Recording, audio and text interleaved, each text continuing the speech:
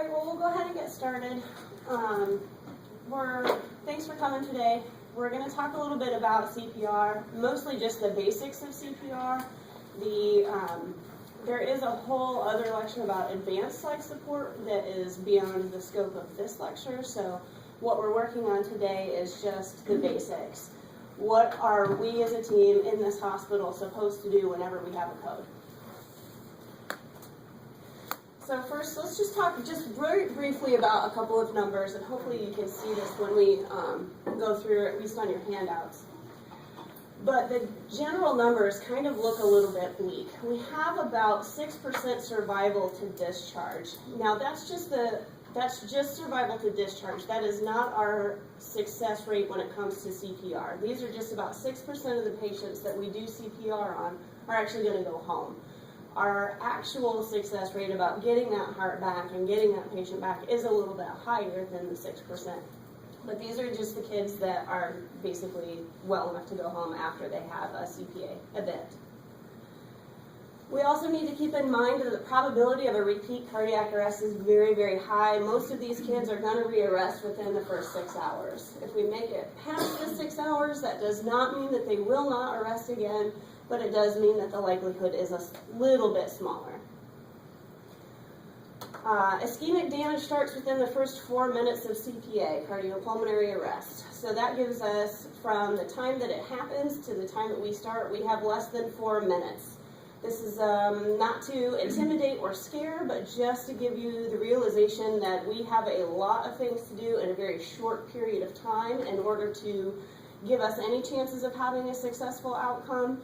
So that's one of the biggest reasons why we're all meeting here today, because having this conversation before we need to do this is it's crucial to having a higher outcome or a more successful outcome.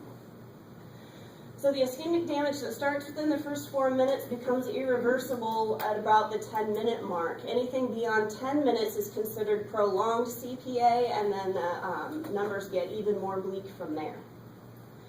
Oftentimes, it is very, very rare that you will continue CPR beyond 20 minutes. At that point, just because you can doesn't mean you should. The amount of damage that's done after 20 minutes is not only irreversible, but even if you did get them back, it's almost unfair to do so. So in this hospital, it's very, very rare that we'll go past 20 minutes.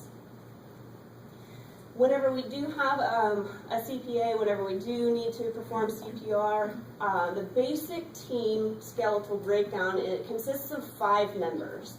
Now I point that out because whenever there is an arrest, whenever we're at the stat table, ICU, wherever it's occurring, it is in every single one of our natures to run over and see if we can help. What can be done, what's going on. It's interesting, it's exciting, it's scary, it's a learning opportunity.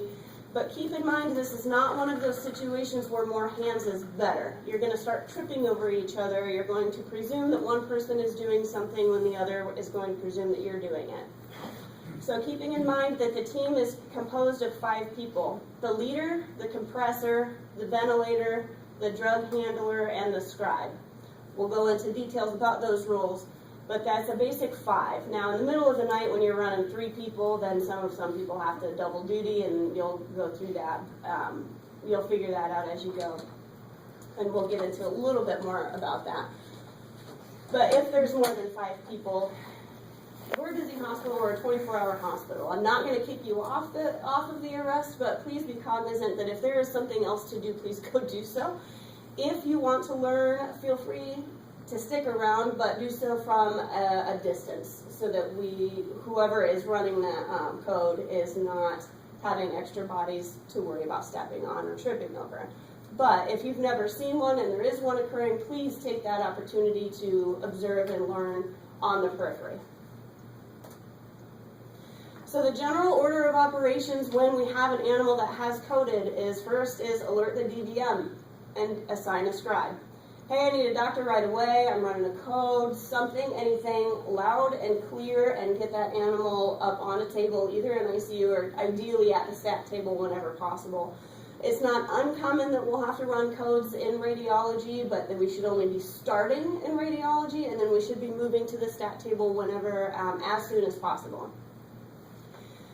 When you find an animal or when you catch an animal that has coded, you start CPR immediately. Start chest compressions right away, and then when another person is then trying to determine if the patient is indeed arrested, it is more important to start compressions right away than it is to take that extra minute, because you'll find that it's such a time-sensitive issue. Start your compressions right away, then the doctor will come over and assess if we need to continue compressions or if we'll do a full first 2-minute round first, and then we'll decide from there.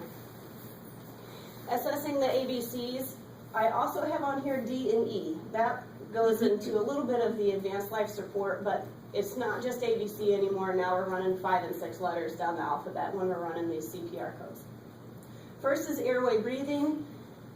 Airway, assessing their airway. If they're breathing, you intubate. Whoever is intubating is responsible for attaching the capnometer, and also then beginning assisted ventilations. This is 10 breaths per minute or 1 breath per 6 seconds. Keep in mind, do not hyperventilate your patient because you are hyperventilating. It actually does more harm than good. Circulation, chest compressions. This runs between 100 and 120 compressions per minute, allowing for full chest recoil. That means don't lean on your patient. If you're getting tired, switch out with the next compressor. Attaching the EKG leads. Wet the fur with saline. I know we've all gotten in the habit of using alcohol, but please use saline whenever possible, and then apply the ultrasound gel. This is all on the crash cart. If you use the alcohol, it is not the end of the world, but if we need to defibrillate that patient, alcohol is flammable, and you run the risk of catching that patient on fire, or at the very least, you'll have a smoke show. Then the next step in line is drugs, obtaining venous access, drawing up and administering medications as directed by the DVM.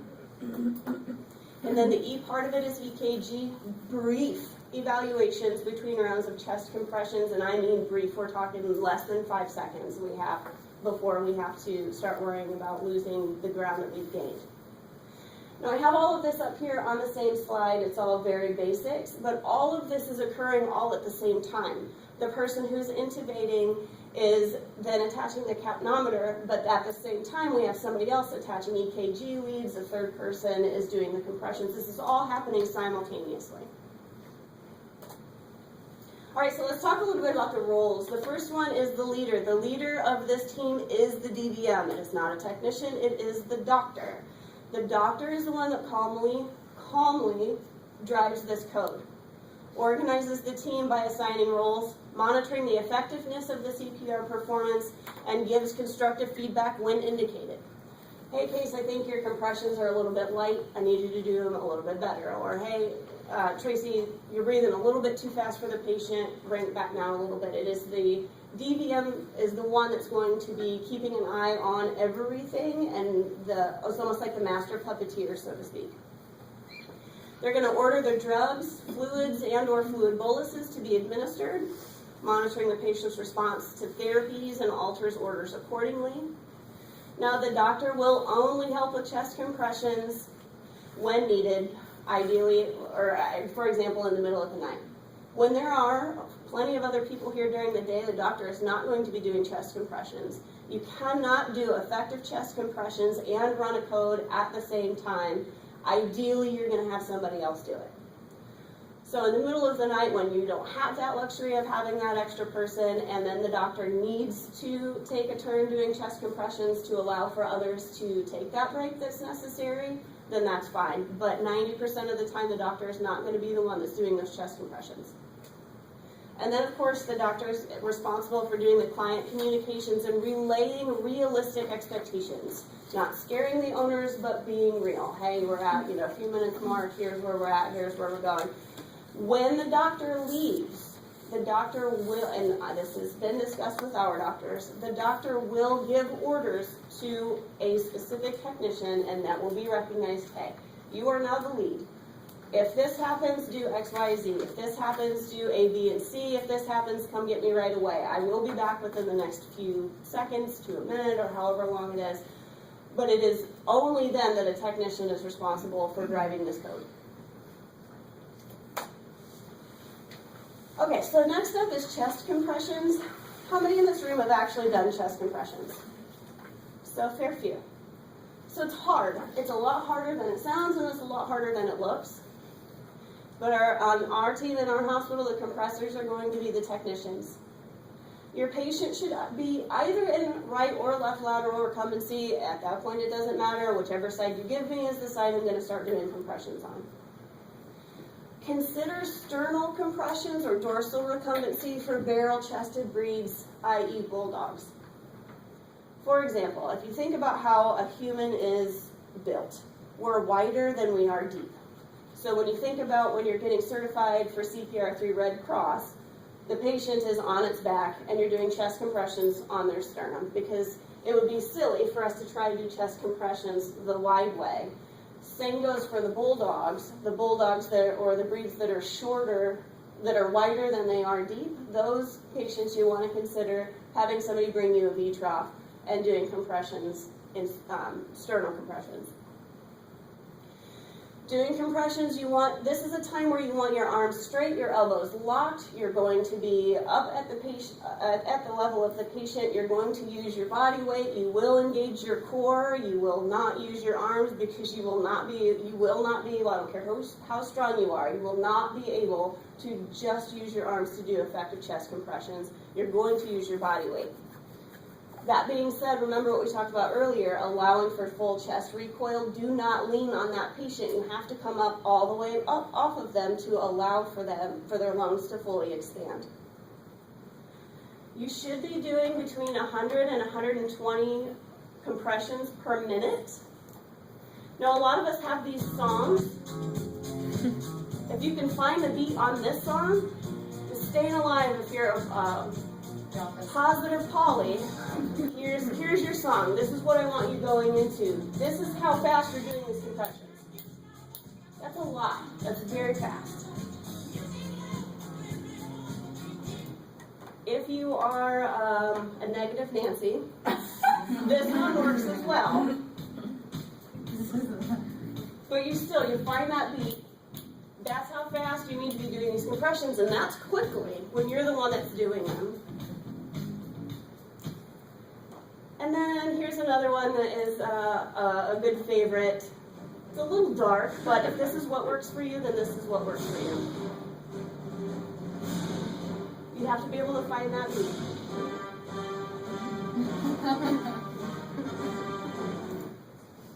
If you're not musically inclined or you just cannot find the beat, do the best that you can. Your compressions do need to be 1/3 to 1/2 of the width of the chest. That is deep, and that is a lot. If you are not pushing hard enough, then you are not going to get adequate circulation. And again, allowing for full chest recoil, do not lean on that chest.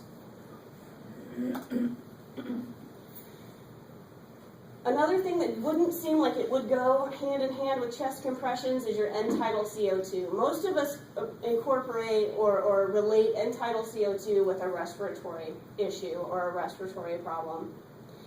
This is actually what it's monitoring is the amount of carbon dioxide that is expelled in that breath. Now, if your heart is not beating and you are not circulating, your blood is not pulling the carbon dioxide from the periphery in order to get to the lungs to be breathed out. So end-tidal is actually a good indicator of chest compression effectiveness.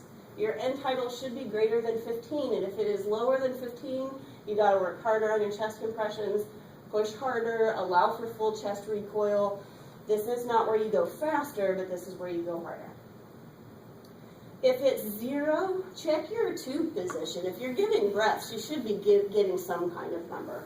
If you're giving breaths and not doing effective chest compressions, you can get about 5 to 10 shown up, but it really needs to be more than 15. But if it's 0, check to make sure you haven't done an esophageal intubation. And you're going to be monitoring your end-tidal as you're going through this. It's 15, 15, 15, and then all of a sudden it shoots up to 30. That rapid increase is one of the very first indicators that you have achieved ROSC. Return of spontaneous circulation is what that stands for. It means the heart started. The heart is certainly much more effective at getting rid of that carbon dioxide than we are at doing it via chest compressions. So that if you notice a rapid increase, especially if you're the one that's the scribe, make note of that, because that's an important indicator that we're making headway. That doesn't mean stop. Don't stop your chest compressions. When you're changing compressors, do the best that you can to not stop. Get somebody else up on that table with you that is starting the compressions exactly as you're leaving, because pauses of greater than 10 seconds decrease your effectiveness. It takes a full minute of good, effective chest compressions in order for the blood pressure in the aorta to reach a steady state to where you're going to start getting that your end tidal to read more effectively. Now that's a full minute. If you stop for greater than 10 seconds, you basically are back at zero, and it's going to take another full minute in order to get that good blood pressure in your aorta. And remember, when we talked at the very, very beginning, we're looking at less than 4 minutes that we have before we start getting ischemic damage. So you have the first full minute of good chest compressions at the very beginning. Now, if you have a delay in greater than 10 seconds, then you're starting all over, and we're kind of getting ourselves behind the 8 ball. So do not stop chest compressions. Respirations. Now, you'll notice I do not have this specifically assigned to technicians or assistants. 95% of the time, it is going to be a technician that is going to be doing these respirations. However, again, in the middle of the night, when you do not have that luxury, sometimes they will ask an assistant to help.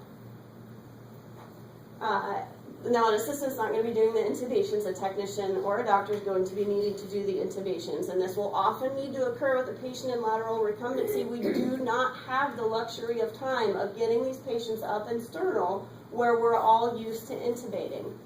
So I do want every single one of you to consider practicing on your next stable anesthetic patient. Now, we don't always have stable patients, and of course I do not want to put those patients at any kind of risk, but if you have somebody or a patient that is relatively stable and is undergoing an anesthetic procedure that needs to be intubated, consider doing the intubation, having them laying on their side so that you can get the feel for it. You can see what it looks like, you can see what it sees like, you can see what it feels like, and then that way when you have all of your adrenaline pumping in your ears, you know you've done this before, you know you can do it, and then you can breathe and get that tube in while they're doing the chest compressions. Again, this is 10 breaths per 1 minute, or 1 breath every 6 seconds. Feel free to watch the clock or watch your time watch. If you have a stopwatch in your pocket, I don't care. Do not breathe faster than 1 breath every 6 seconds. Inspiratory time of about 1 second, and a rapid full exhale. So that's when you're squeezing the bag to give the breath, you're going to do it about 1 second and then let go for a rapid exhale. Never exceed 20 centimeters of water on that manometer that's on those anesthesia machines. If you go higher than that, you run the risk of popping a lung. Faster respiratory rate can ultimately lead to decreased cardiac output, and Lord knows that's the whole opposite of what we're trying to achieve. So do not breathe faster than 10 breaths per minute. And again, do not hyperventilate your patient if you are hyperventilating. So the drug handler draws up and administers medications as directed by the team leader. Here's where, has anybody heard of closed loop communications? Closed loop communications, this is where you're going to be repeating these instructions at least twice. It's better for me to give an example than to try and break it down and explain it in words. So let's say I have a patient, Fluffy, and Dr. Scribero says, okay, give a 1/2 ml of atropine, and I'm the drug handler. I grab the atropine, I repeat to her, 1/2 ml of atropine, and I draw it up. Then I'm going to give it 1/2 ml of atropine in, and repeating it again. If I am handing this syringe to somebody else to administer, then they are repeating it for a 3rd time. This is very important to make sure that what Dr. Scribero told me is indeed what I'm doing, is indeed what the patient is getting, and is indeed what is getting written on their CPR log. This closed loop communication is entirely brutal. It has to happen. It also is the fastest way that we're going to catch ourselves making a mistake. All of this adrenaline is going, all of this needs to happen in such a short period of time. If this is your first code or your second code, you're still have all your nerves on top of all of this. So Keeping in mind that doctors make mistakes too. They say half a mil, but they meant to say a whole mil. When they hear you repeat it back, they'll say, no, 1 mil. Okay, great, 1 mil, heard. I'm repeating it again. Then I'm repeating it when I've administered it or once I've handed it off. But it has to be repeated at least 2 times. If you're handing it, if you're incorporating another person, it has to be repeated for a 3rd time. Does that make sense? We will be administering drugs every 2 minutes, some sort of drugs. The doctors, again, will order them. We give atropine every 2 minutes. We give epinephrine between every 3 to 5 minutes. In the past, we have been giving atropine and epi both every 2 minutes. It is not advised to give epinephrine quite that frequently. So every 2-minute cycles, every 2 minutes we're going to change compressors, we're likely going to give another dose of atropine, and about every other cycle is when we're going to be administering epinephrine. Now we've all seen this recovery chart, yeah? It's up near by the stat table. It gives us a good indication of what we should be administering, how much we should be administering for how big the patient is. What I do want to point out is that there is low dose epi and high dose epi, and that is at the top of the form. Oftentimes, within the first 10 minutes, you're going to be using the low dose epi. Once we've reached what's called prolonged CPA, which is longer than 10 minutes, that's when you're going to reach for the high dose epinephrine. So that's why there is a difference in those two. Alright, so then comes the scribe. To me, this is one of the most important jobs. This is the person, aside from the team lead, that is helping to drive this code. This is 9 times out of 10 going to be an assistant. The assistant is going to grab the CPR log that is on the clipboard on the crash cart. If you do not know exactly where this is located, please see me, I will show you.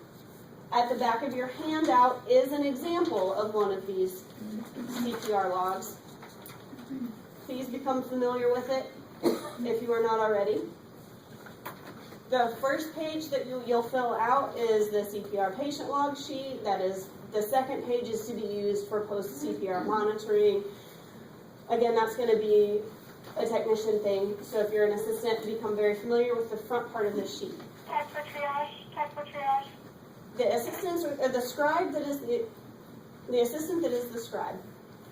I'm going to say, I need you to be the scribe. You're going to grab that clipboard, and you're the one that's calling out times. You cannot be shy. This is not something that you're just recording these times or recording these drugs. You have to say, okay, it's been 2 minutes since we've given atropine. It's been 3 minutes since we've given epinephrine. We have about 30 seconds left until we're time to change compressors. You are constantly talking. The scribe's voice, I'm going to hear the scribe's voice almost more than I'm going to hear that team lead's voice. I need to know when we've started. The doctor needs to know if it's been 2 minutes, if it's been 3 minutes. The compressor needs to know, okay, you got about 30 seconds left and Kimberly's going to need to change out. That means then that Katie's going to come up and be right there ready to take over for Kimberly. We can't fall behind on this. So this assistant, this scribe, is a very, very important job. You cannot be shy. You have to speak up. You're going to keep track and call out all times. You're going to write down all blood work, any procedures, and there's room for that at the bottom of the CPR patient log. Write down at the bottom, BG was 12 or lactate was 7. You're going to be keeping track of all of that and writing all of that down. IV fluid therapy, types of fluids, boluses, times, amounts, all of it has to be written on that sheet. That is the only way. When we have 5 people all doing 5 different things and we all have to get this done in less than 10 minutes, you are the one that is keeping us all on track. You have to be not shy about this. I cannot stress that enough. And then you're also going to help with the end-tidal CO2 monitoring. You're keeping track of everything on that sheet, but there is, to the side of the sheet, on the CPR patient log, a part where it says ET CO2 monitoring. Whenever you're checking, okay, we have 2 minutes, we got to change compressors, take a peek at that end-tidal and write that number down so that most of the time whoever's keeping track of that is going to be the first one to notice that we have return of spontaneous circulation. All of that falls to the scribe. It's a lot of responsibility. So here's a smaller version of that patient log, but I've given you all that handout. But this grid right here, this is where you can keep track of the end titles. There's a spot for the number as well as the time, and then this says ROSC question mark, yes or no. Just check box, yes or no. But that's going to help keep us on track of where we're at with our compressions, where we're at with our drugs, and to make sure that we're not going past 20 minutes if the doctor doesn't want us to go past 20 minutes. This top part here, this grid part, like this is for epinephrine, atropine, these are the more common things. There are blanks down here. Just do your best to spell out whatever drug that the doctor's ordering. For example, if it's mannitol, just write mannitol here, the amount, and the time. Do your best at spelling. I'm not terribly sure I could spell half these drugs, given that your adrenaline's pumping. Just do your best. And then down here at the bottom for comments, if people are hollering things out and you don't know where it goes on that sheet, just write it down at the bottom, just so long as it's on there. We have to have those blood work results. We have to have the amounts of drugs that we're given. We have to have a complete record of what we've done for this patient. Oh, and you will, let me see if I can go back. You will need to do one of these for each CPR event. Remember how we talked about at the beginning where you're likely going to rearrest within 6 hours? So if you get your patient back, let's say we've done CPR, we've gotten the patient back, we're doing post-arrest monitoring, and 30 minutes later he arrests again. It's time for a new sheet. We're not using the same sheet, we're getting a new sheet. This is a new sheet for each event. Alright, so let's talk a little bit about defibrillating. Defibrillating is, this is not the movies, this is not TV. Half the stuff that we see on the medical dramas on TV is poorly represented and highly inaccurate. It's not common that you're going to shock a veterinary patient. Most of the time we have, there's 4 very common arrest rhythms. The 2 most common that you'll see in veterinary medicine are non-shockable. Pulseless electrical activity, or PEA, or asystole. We're not going to shock those patients, and unfortunately, most of the time, that's the arrest rhythms that your patients are going to show. The 2 other arrest rhythms that are shockable are pulseless ventricular tachycardia. This is not the same as VTach. If your patient is having ventricular tachycardia but has pulses, you are not going to shock this patient. It is when this patient does not have pulses that your doctor is going to order a shock. The other arrest rhythm is ventricular fibrillation, or VFib. Now these numbers here are just for fun. We have a biphasic defibrillator, which is better than monophasic. It's for many reasons. The external defib, what you're going to do, the first dose, so to speak, is 2 to 4 joules per kg. That is also on that Recover CPR chart that's by the stat table. So the doctor will order how many joules, but if they are not sure, or if you are not sure, it is on that chart right by the stat table for a quick reference. These guys are going to need to be in dorsal recumbency, so in a B trough would be great if we have that luxury. On a blanket or a mat on the table, not directly on metal.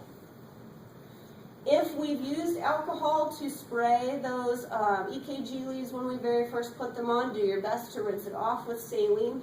I don't care if you get this patient cold. I'd rather have a cold alive patient than a not cold, smoky patient. You will, and this is where Hollywood does get it right, you will yell clear, or all clear, or something before the doctor gives that juice, before they give that defibrillation.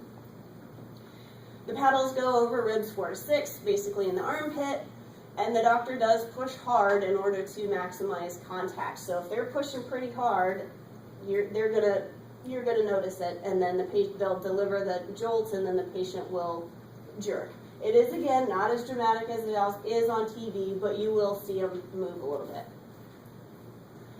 And then as soon as that jolt is done, the compressor will start giving compressions again before we analyze if there was any effect of that defibrillation, because we have had to stop compressions in order to give this electricity. then you're going to start compressions right away. We don't have the luxury of time, again, of checking that EKG. You're going to start doing compressions for another 2 minutes, and then the doctor is going to evaluate if it was effective or not. The second shock, if it's necessary, they're going to increase the shock dose by 50%, and again, 2 more minutes of full chest compressions before analyzing that EKG to see if we've had a response. If you are not sure how to use our defibrillator or how to charge it, it's very simple, but please familiarize yourself with the 2 or 3 buttons to push and the dial. Become familiar with it before your next shift, just to make sure that we're clear. So here's, real quick, asystole. This is what an EKG looks like as asystole. Now, keeping in mind, this is a beautiful baseline. How many times we have that on a patient is very rare. But this is what asystole should look like on your EKG. Now, your pulseless electrical activity, look at that. That looks pretty damn normal.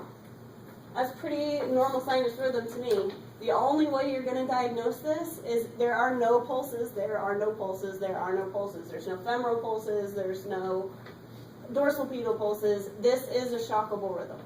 Non-shockable rhythm. Sorry, non-shockable. You're not going to shock this patient. These are the 2 that you can.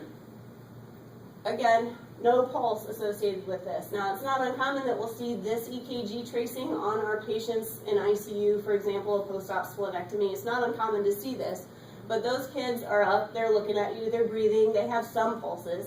They might not have a matched pulse with every single one of these, but they do have some pulses. If there are no pulses and your patient's unconscious, you're likely going to shock this. And then VFib is down here. Open chest CPR is very uncommon. You will not do it on a cat. It's very rare that you're going to do it on a small dog. And even so, there are very limited indications for the use of open chest CPR. The few times it's going to be considered is pericardial effusion. Even if you're the best at chest compressions in the entire world, if you're doing them on a patient that has pericardial effusion, your chest compressions are going to be ineffective. If a patient has significant pleural space disease, thoracic trauma, rib fractures, pneumothorax, anything that would indicate that closed chest would not be effective, then your doctor would consider open chest CPR. This is only really going to happen in patients that are greater than 35 kg, so roughly 80 pounds or greater. It's rarely, if ever, are you going to use it on anything, do this on anything smaller than that, and you will not do it on a cat. Start within 1 to 2 minutes of starting closed chest CPR. So if this is a conversation that the doctor is going to have had or is having with the owner at this point. You're doing closed chest compressions, you're doing the best that you can, you've done the first 2 minute round, the doctor says, okay, this patient or this client, we have discussed this with the client wants it, you're going to open that chest, you're going to consider doing it almost immediately. They're going to go the 4th intercostal space on the left side. Right side can be considered if there's tamponade present. As an aside, that there is a really big thoracic artery. It's about 1/3 of the way up from the sternum, so they're going to make their approach high. The reason why I point that out is because most of the time we're the ones that's going to shave that area, shave a big area, shave it big, shave it wide, shave it more towards the spine, less towards the sternum. And then post-arrest care is a lecture in and of itself, but I just want to point out just a few things. We are going to maintain intubation for between 4 and 6 hours. Blood pressure monitoring is crucial in these kids. Dopamine CRI is going to be instituted on every patient as soon as we get a spontaneous circulation achieved. Ideally, you'd like to have a slightly higher than normal blood pressure to help aid with perfusion to the brain and specifically the coronary artery, the heart itself. Temperature monitoring, it's not uncommon, and it's really actually a little bit beneficial to have therapeutic hypothermia. Slow rewarming efforts, if the temperature is 95, typically you're going to stop warming them at about 98 degrees. Then lots of monitoring, serial DVM neuro exams. These patients will not have a menace, a palpebral, or a PLR for at least a full hour after we've gotten ROSC. This has no bearing on patient outcome. Most animals will regain palpebral and corneal response within 6 hours. And then a lot of these kids, for any type of seizure activity, Keppra is the drug of choice to help with that. Do not be alarmed if there's not much change within the first 6 hours. Again, the first 6 hours has no bearing on ultimate outcome. It's just requiring a lot of intensive care and a lot of intensive monitoring. Because again, if they're going to rearrest, they're likely going to do it within this 6 hour window. The back of the sheet, the back of the CPR patient log has post-CPR patient monitoring. So remember how we talked, we're going to monitor these kids and they're going to be intubated for 4 to 6 hours? Grab some anesthesia sheets, you're going to need them. It's not going to fit on the back of this sheet, but this will get you started until you can get your anesthesia sheets and your monitoring sheets and get them filled out. Patient vitals will be monitored and recorded every 15 minutes.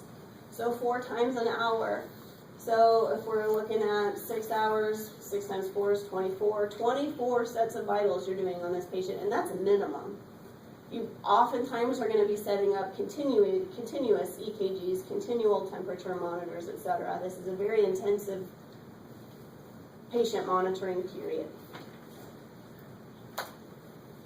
And then a debriefing. This is something that I find to be often overlooked. Unfortunately so. It is something that we need to be doing. It should occur after every code regardless of outcome. It should only take 2 to 3 minutes. The whole point of debriefing is to discuss as a team what happened. And it serves so many purposes. We want to make sure that we're communicating with each other. Hey, Kimberly, you rocked out those chest compressions, good job.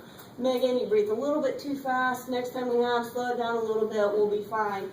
Katie, I liked your communication, we did well. And this happens regardless of patient outcome.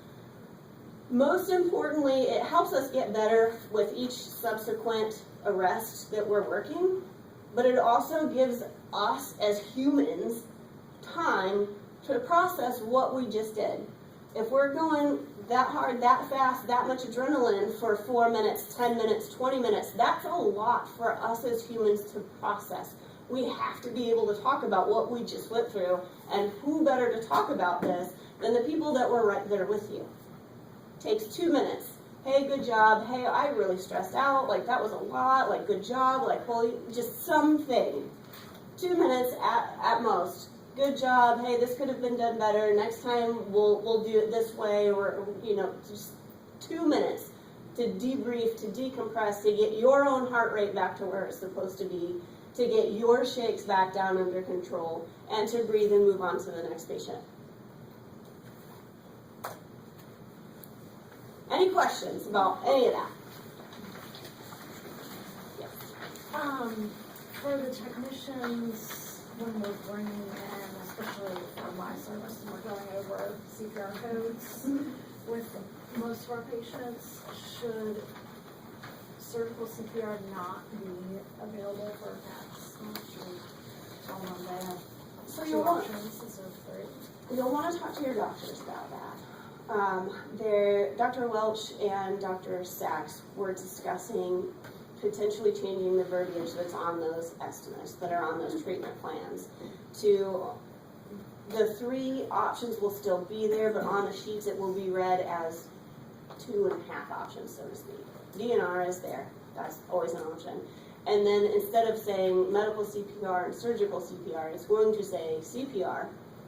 And then as a caveat underneath that paragraph, it will say something to the effect of, if the doctor warrants that this could be benefit, do you want us to do this?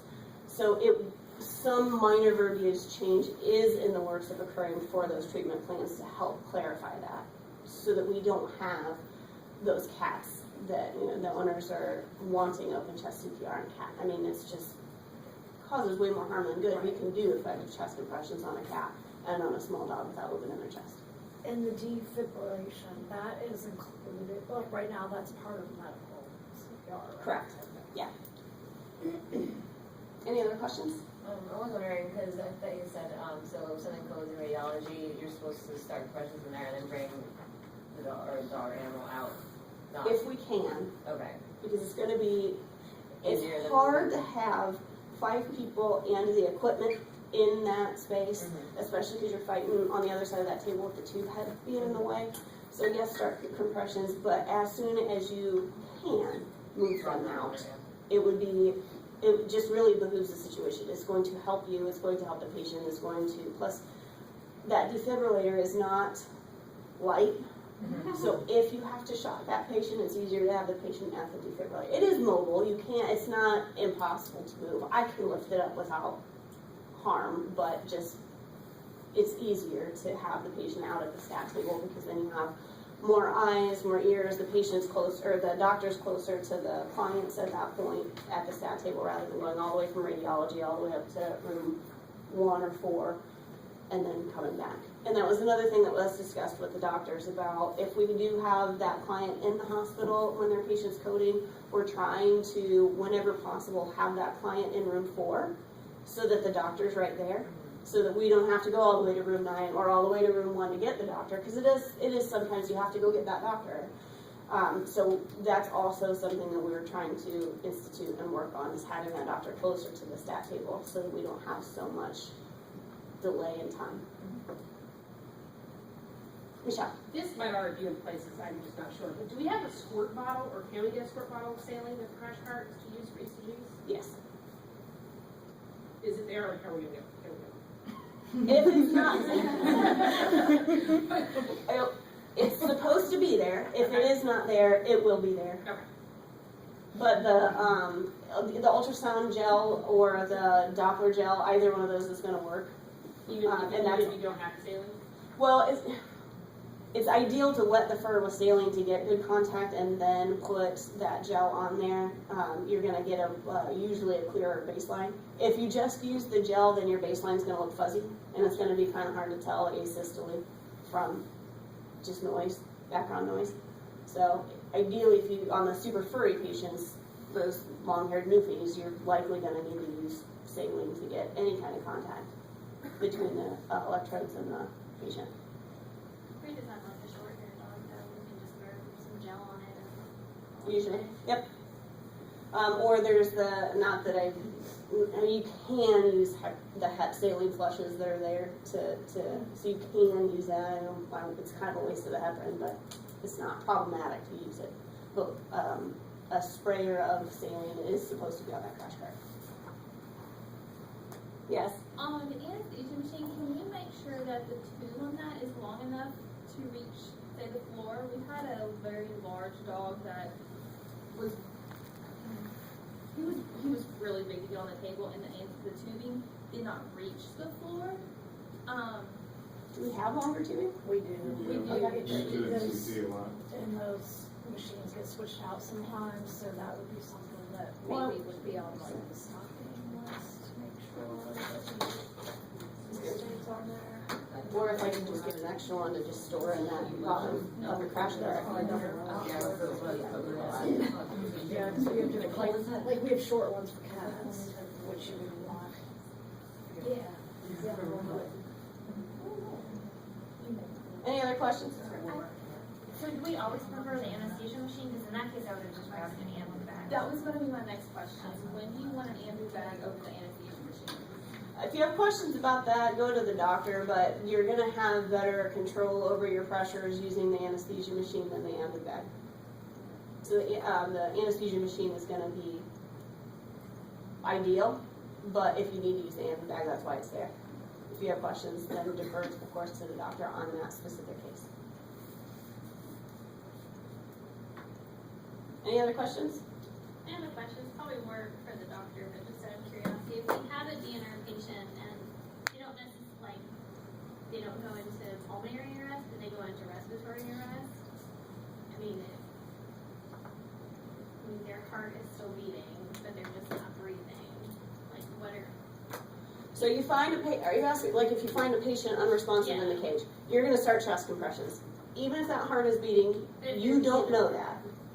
If they're DNR, then you're gonna get them out. You can do flow by oxygen, that's fine, get the doctor, all of that's fine, and then the doctor will discuss with the client where we're at with there.